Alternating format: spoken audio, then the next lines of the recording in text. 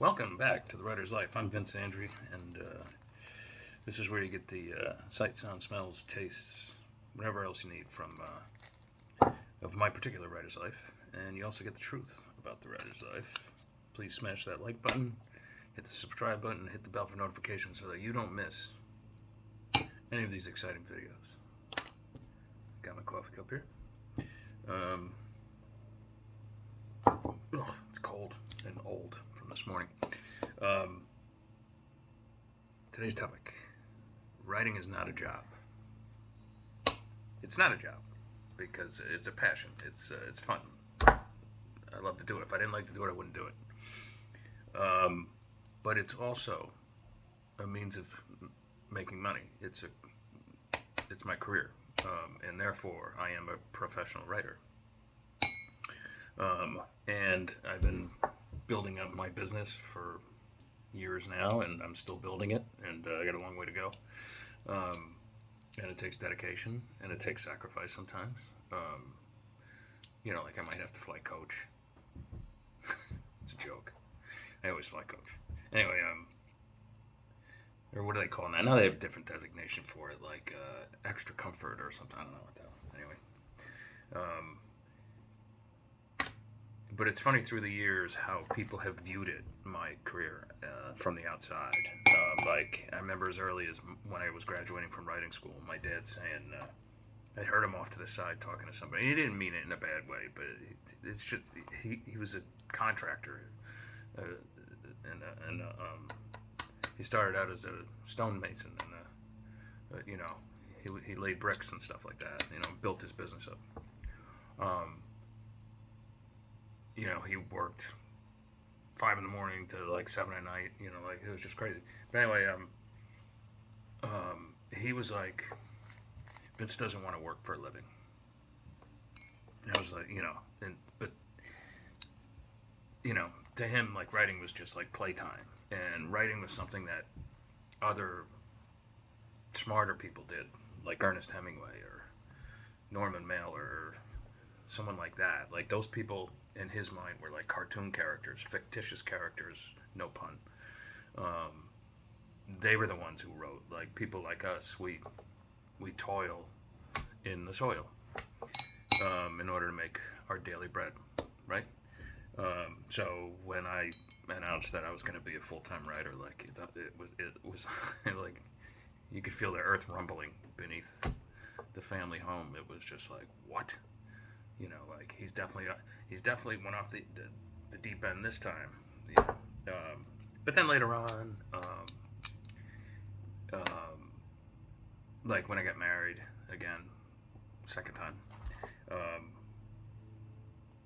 I was just coming off like that really big first deal with New York, and but it didn't go so well. So like there was no more money coming in. Like I kind of was like, you sure you want to get married? Because this is not a good time for me professionally. I need to get my act together a little bit. But what turned out to be like, oh, we'll just live together, turned into the big white wedding, of course, right? And but no one put a gun to my head either. So anyway, but her parents were like livid that I wouldn't get a job and all this sort of stuff. And I was like, hey, look, I came into this as a professional writer, and a professional writer I shall stay. I shall remain anyway. And so that marriage folded. But then a funny thing happened just a few years later after that.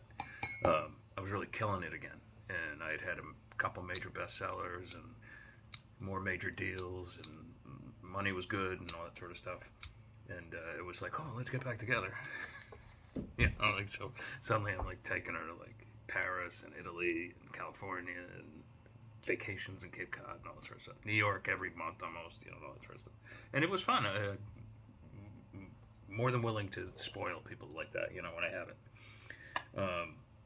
But then, like, it kind of got down to, like, well, if you're home all day, can you, like, make the dinner? Can you do all the laundry? Can you dry the laundry? Can you pick up so-and-so? Can you do this? And it was like, I work too, right? But you don't work. You don't have a job. And then it started getting, like, petty. Like, I didn't really have an office in the house we were living in, even though it was big enough to have an office. I don't know why I didn't, but So I would just set up at the kitchen table with my laptop, work there all day. And but it used to annoy this person. And so once she said to me, like, if I find your laptop on the dining room table again, I'm going to smash it against the wall. And I was like, oh, remember me taking you to Europe and things? But anyway, so that failed. Needless to say. But but it was difficult because people, you have to cut them some slack, because people who don't write don't get it. They don't understand. And they'll say things like, your writing is the most important thing to you.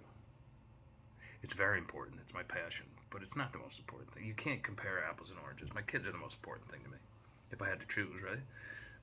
Health, God. It's not, you can't even equate all these things. So like those types of things, like it's almost like they're feeling threatened by the writing or whatever, especially if you're good at it and you're succeeding at it. If you suck at it, you're not going to be making a living from it anyway, so you're going to go to a day job, and Vince writes short stories on the side or something like that. But no, I had to be good at it. So anyway, so writing is a job. It is a passion, but it is a way to make money, and you can be a professional writer and build a nice career for yourself. Just don't leave your laptop on the dining room table. Ciao, ciao. Talk to you more.